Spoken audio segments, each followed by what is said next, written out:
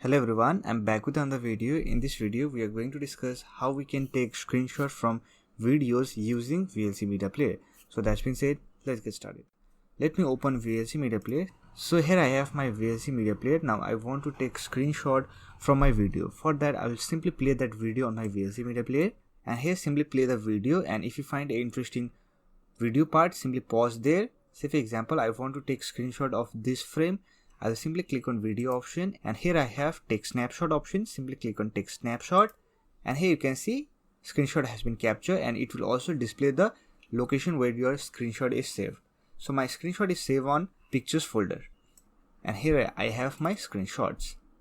Now you can set this screenshot as a wallpaper on your Windows 11 computer. For that, right click on it, and here we have set as option, and here we have set as background option. Simply click on set as background.